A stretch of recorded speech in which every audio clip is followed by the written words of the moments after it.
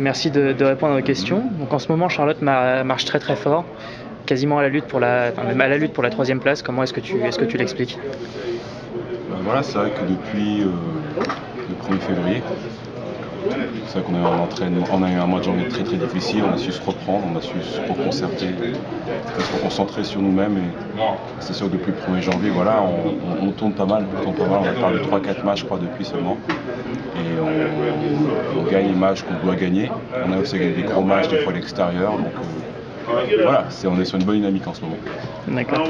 Et comment se passe l'intégration de Courtney? Est-ce que c'est un bon facteur de votre réussite aussi ou Bien sûr, l'intégration de Courtney a été énorme pour nous parce qu'en ayant perdu malheureusement Gilchrist jusqu'à la fin de saison, il nous fallait cet ailier d'expérience.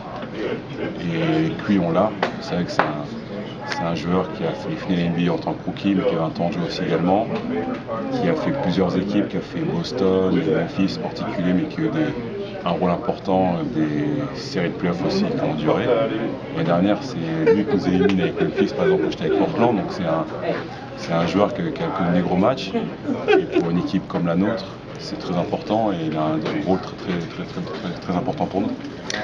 Avec les Hornets, vous avez battu le Magic d'Evan Fournier hier. Est-ce que vous avez un peu trash-talké dessus avant ou après le match? Non, on n'a pas trash-talk dessus. Non. Ça sert à rien. On essaye ce sera plus s'il était en équipe de France, ça, mais en saison, non. On parle pas trop. Kemba Walker est super performant depuis le All-Star Game. Est-ce qu'il y a de sa part une forme de revanche sur le fait de ne pas avoir été sélectionné pour le All-Star Game Peut-être, il y a un peu de ça, mais je pense qu'il a surtout compris que dans la saison, on avait besoin de passer une vitesse où il fallait plus. C'est surtout ça, je pense, qui le booste avant tout. Et là, on a bien fini le All-Star Break et on a fait continuer la dynamique pour justement chercher une place dans le top 8. Pour l'instant, on est bien. On est même la lutte pour la troisième place aujourd'hui. Je pense pas qu'on aurait pu savoir ça il y a 2 mois. Donc, je pense que c'est plus ça qui nous nourrit. Steve Clifford nous disait que sans ta blessure à l'orteil, tu aurais pu être All-Star. Est-ce que c'est quelque chose qui te motive pour l'année prochaine, surtout avec le All-Star Game à Charlotte? Je ne vais pas forcément prendre la tête avec ça pour l'année prochaine. C'est encore trop tôt, on a trop d'objectifs collectifs encore à faire cette saison.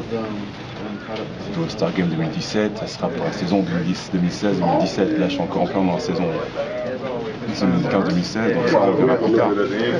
Si ça vient, ça vient pas, mais en tout cas, moi, je fais mon boulot pour mettre l'équipe dans les meilleures conditions possibles, dans la meilleure position possible. Et après, si les distinctions individuelles arrivent avec ça, c'est cool. Ça veut dire que j'aurais fait mon boulot entre temps.